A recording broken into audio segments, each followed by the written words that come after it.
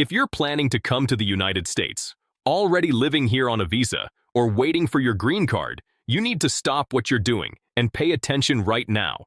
The U.S. immigration system has undergone dramatic transformations in 2025 that are affecting millions of people worldwide. From unprecedented fee increases to major policy shifts, from the end of popular humanitarian programs to sweeping enforcement changes, what's happening right now will directly impact your immigration journey. I'm going to break down everything you need to know in the next few minutes, so stay with me until the very end. Welcome back to US Visa Info, your trusted source for accurate, timely immigration information. I'm here to cut through the confusion and give you the facts you need to make informed decisions about your future in America. In this update, we're covering the real immigration changes that have happened in 2025 and what's coming in 2026. These aren't rumors or speculation. These are actual policy changes, executive orders, and legislation that have already been signed into law. Whether you're on an H-1B visa, waiting for a green card, seeking asylum, studying in the US, or planning to immigrate with your family, this information is critical for you. Let's dive in. Let's start with the most significant legislative change, the One Big Beautiful Bill Act, officially known as H.R. 1, which President Trump signed into law on July 4, 2025. This is real legislation that passed through Congress using a process called budget reconciliation, which allowed it to pass with just 51 votes in the Senate instead of the usual 60. Now, it's crucial to understand what this bill actually is. This is not comprehensive immigration reform, but primarily a budget and tax bill that includes substantial immigration-related provisions, particularly around funding and fees. Let me be very clear about what changed and what didn't. The bill allocated approximately $170 billion over 4 years for immigration enforcement and border security, an unprecedented amount of funding. To put this in perspective, this represents more than 4 times the current annual budget of Customs and Border Protection. Here's where that money is going. $45 billion has been allocated for immigration detention facilities, including family detention centers, which represents a 308% increase in ICE's detention budget compared to 2024.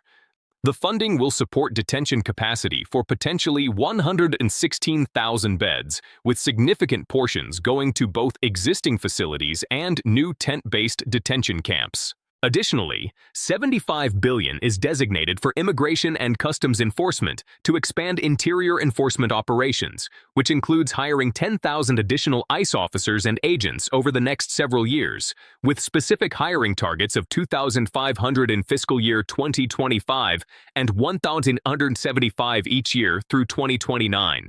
There's also funding for retention bonuses, equipment, and transportation for removal operations. Approximately $60 billion goes to Customs and Border Protection for personnel, technology, vehicles, and facilities, including $4.1 billion to hire and train new Border Patrol agents, over $2 billion in retention and hiring bonuses, and $6.2 billion for border security technology, including artificial intelligence, biometric entry and exit systems, and non-intrusive inspection equipment. The bill also provides $12 billion for reimbursing states and localities for border security activities, which is particularly significant because it's expected to reimburse states like Texas for their own immigration enforcement programs. One of the most immediate and impactful changes from H.R. 1 is the dramatic increase in immigration fees, and these new fees went into effect on July 22, 2025. Let me walk you through the major changes because these will directly affect your wallet. For asylum applicants, there's now a $100 filing fee just to submit your application. Historically, asylum applications have never required a filing fee because asylum is a humanitarian protection for people fleeing persecution. But now there's not only an initial fee, but also an additional $100 annual fee for every year your asylum application remains pending.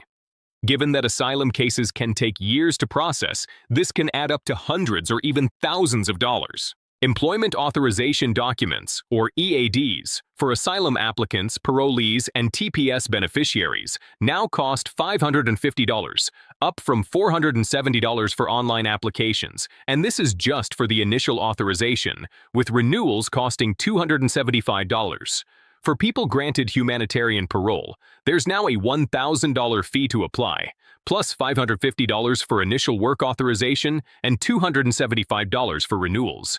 And here's the critical part. There are no fee waivers available for these applications, none, which means even if you cannot afford these fees, you still have to pay them. Temporary protected status registration fees have jumped from $50 to $500, with the same increased fees for work authorization.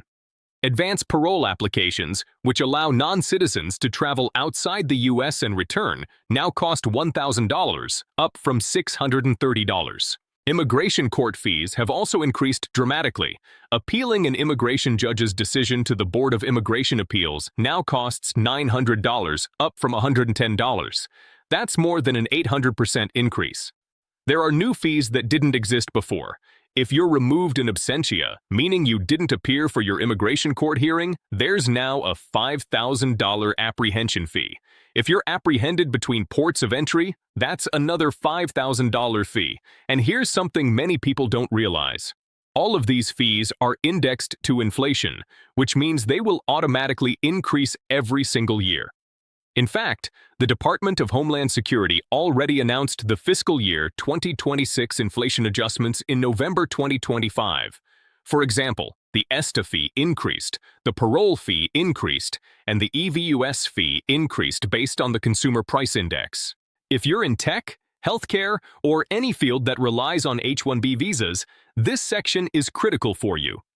In September 2025, the Department of Homeland Security unveiled a major proposal to change how H-1B visas are awarded. Currently, H-1B visas are allocated through a random lottery system, but the new proposal changes this to a merit-based system that prioritizes higher-skilled and higher-paid positions. The goal, according to USCIS, is to prevent employers from using the H-1B program to bring in foreign workers at lower wages than they would pay American workers.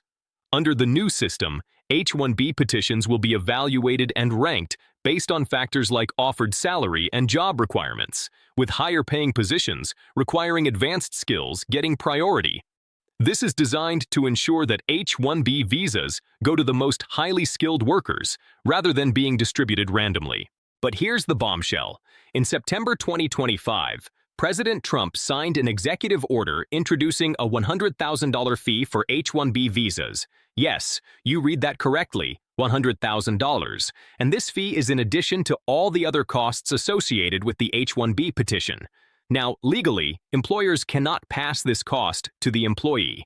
The employer must pay it.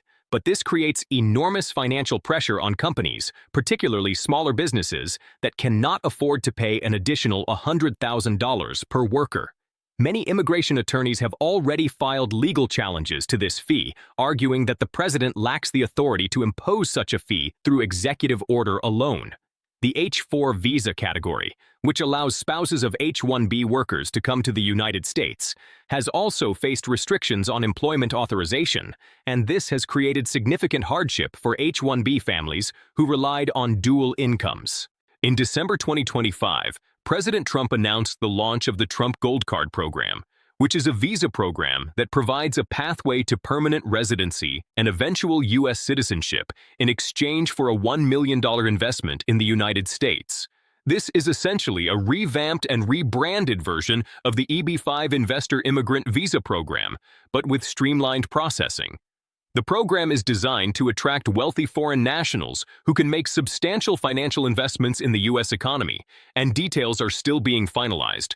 But the program is expected to launch in early 2026 with specific investment requirements, job creation obligations, and processing timelines that differ from the traditional EB-5 program. This is where some of the most dramatic changes have occurred, affecting over 1.6 million people. Let me break this down by program. The CBP-1 app, which was created during the Biden administration to allow migrants to schedule appointments to enter the United States and apply for asylum, was shut down on day one of Trump's second presidency, January 20th, 2025. From 2023 to January 2025, more than 936,000 people used this app to gain legal entry, and that pathway is now completely closed. Humanitarian parole programs, which allowed people from certain countries to come to the United States temporarily for urgent humanitarian reasons, have been ended or severely restricted. This includes the processes for Cubans, Haitians, Nicaraguans, and Venezuelans, known as CHNV. On May 30th, 2025, the Supreme Court allowed the Trump administration to end parole status for people who came through these programs. So if you had CHNV parole, your status ended on May 30th, 2025. The Uniting for Ukraine program was initially paused and later resumed with modifications, but remains under threat of termination. CAM parole for Central American minors and family reunification parole programs have also been suspended, and USCIS stopped accepting Form I-134A applications, which were required for many of these humanitarian parole programs. Temporary Protected Status, or TPS, has seen unprecedented terminations. TPS is a program that allows people from designated countries experiencing armed conflict, natural disasters, or other extraordinary conditions to live and work in the United States temporarily, and the Trump administration has terminated or announced plans to terminate TPS for multiple countries, including Venezuela, Haiti, El Salvador, and others. When a country's TPS designation is terminated, people from that country typically receive 60 days' notice to leave the United States voluntarily, with a $1,000 cash payment offered as an incentive, or face deportation. If TPS designations for El Salvador, Lebanon, Somalia, Sudan, Yemen, and Ukraine are not renewed when they expire, the United States may have no one residing under TPS for the first time since the program was created in 1990. The Refugee Resettlement Program was suspended for 90 days, starting on the first day of Trump's second term, and during this suspension, USCIS was ordered to review all refugees admitted under the Biden administration. The Secretary of Homeland Security was directed to determine whether resuming the program would be beneficial to the United States, even after the 90-day period, and refugee admissions remain at historically low levels, with only case-by-case exceptions for refugees deemed not to pose a threat and whose admission is considered in the U.S. interest. For those seeking to become U.S. citizens, the path has become more challenging, as USCIS has made several significant changes to the naturalization process. The civics test has been modified. If you filed your N-400 application for naturalization on or after October 20th, 2025, you will take a new, more difficult version of the test, with the number of possible questions increased and the number of questions you must answer correctly also increased. The good moral character requirement is being interpreted more strictly, with immigration officers now considering additional factors when determining whether citizenship applicants have good moral character, including increased scrutiny of tax compliance, past immigration violations, even minor criminal history, and public benefits usage. Citizenship application denials have increased by 24% under the new administration, and processing times have also gotten longer despite promises to the contrary. The government has announced plans to increase denaturalization efforts, with USCIS field offices expected to refer 100 to 200 denaturalization cases per month for legal review. While the stated focus is on people accused of fraud when they applied for citizenship, this represents a significant escalation in efforts to strip people of citizenship after it's been granted. For green card holders applying for citizenship, the window of vulnerability has expanded, and any issues in your immigration history, tax history, or criminal history, even if resolved years ago, may be scrutinized more carefully during the naturalization process. If you're a lawful permanent resident, you're probably wondering how all of this affects you.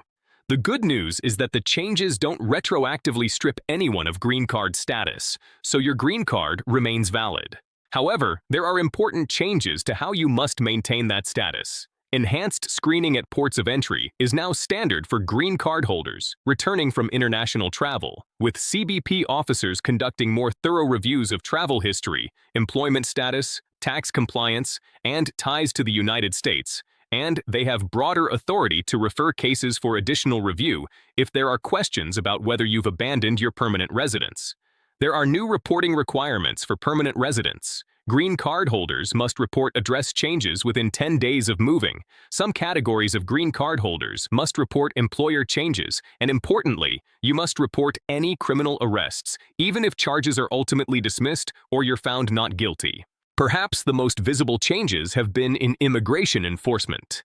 USCIS, under Director Joseph Edlow, has explicitly stated that, at its core, USCIS must be an immigration enforcement agency, which represents a fundamental shift for an agency that traditionally focused on processing applications for people seeking to lawfully immigrate and stay in the United States.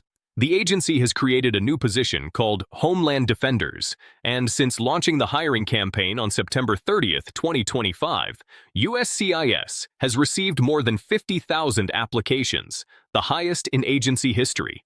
The first Homeland Defenders began reporting for duty in early December 2025, and these positions are focused on combating fraud and supporting enforcement activities.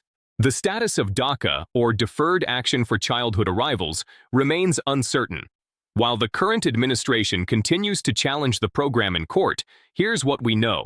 As of February 2026, renewals remain open, so people with DACA can still renew their protections, work permits, and advance parole documents for travel. But first-time applications are not being processed, even though courts have indicated they should be. DACA recipients in Texas face particular uncertainty after court rulings suggested they may lose certain benefits, though further instructions are still pending, and the future of DACA depends heavily on ongoing litigation and potential legislative action. Following the Brown University shooting in 2025, where the alleged perpetrator had entered the U.S. through the diversity visa lottery program in 2017, Homeland Security Secretary Kristi Noem announced that the program would be paused. The State Department tweeted on November 5, 2025, that it's implementing certain undisclosed changes to the upcoming diversity visa entry process and will announce the start date for DV 2027 registration when ready. But as of February 2026, no new timeline has been announced, and it's unclear when or if the program will resume. This affects people from countries with historically low immigration rates to the United States who rely on the diversity lottery as their only realistic pathway to a green card. Beyond specific policies, the culture and operations of USCIS have fundamentally changed. Signs inside USCIS offices now urge people to leave the country, and according to immigration attorneys, this creates an adversarial atmosphere more reminiscent of a detention center than an immigration services office. The agency encouraged early retirements among staff, shut down collective bargaining agreements with unions, and has seen significant departures. At least 130 people took the fork-in-the-road resignation offer for federal employees, while others have left independently. Morale inside USCIS has reportedly plummeted, with current and former employees describing an agency being transformed from one focused on lawful immigration into one primarily focused on enforcement and deterrence. All refugees admitted during the Biden era must be re-interviewed, creating enormous backlogs and delays. And employees describe this requirement as impossible and expect it to cause chaos and confusion while costing substantial amounts of money. The agency has paused approvals for certain country nationals while working to ensure enhanced vetting and screening procedures are in place, and processing times for many applications have actually increased despite promises of faster service, as resources are redirected to enforcement activities and priority categories. Now, let's get practical. What should you actually do with all this information? First, if you have any immigration application pending, or if you're planning to file anything, do not delay. Policies are changing rapidly, and what's available today may not be available tomorrow, with processing times getting longer, not shorter, despite agency claims. So file as soon as you're eligible and can properly prepare your application. Second, document everything. Keep copies of all your immigration documents, entry and exit records, pay stubs, tax returns, lease agreements, anything that shows your ties to the United States and your compliance with immigration law. You may need these documents at any time, whether for a port of entry inspection, a status review, or a future application. Third, be extremely careful about travel if you're a green card holder or on a temporary visa. Understand the rules for maintaining your status. Green card holders should not spend more than 6 months outside the U.S. without careful planning, and if you must be outside for an extended period, consider getting a re-entry permit before you leave. Visa holders should ensure they have valid documents before traveling and understand the risks of denied re-entry. Fourth, stay informed through official sources only. Rely on information from USCIS.gov, travel.state.gov, and official government announcements. Do not make decisions based on social media posts, rumors, or secondhand reports.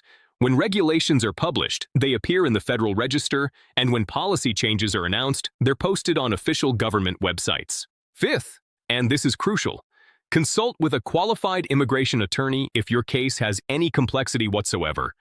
The stakes are higher than they've ever been. The margin for error has shrunk. Requirements are more stringent, and consequences of mistakes are more severe. This is not the time for DIY immigration applications.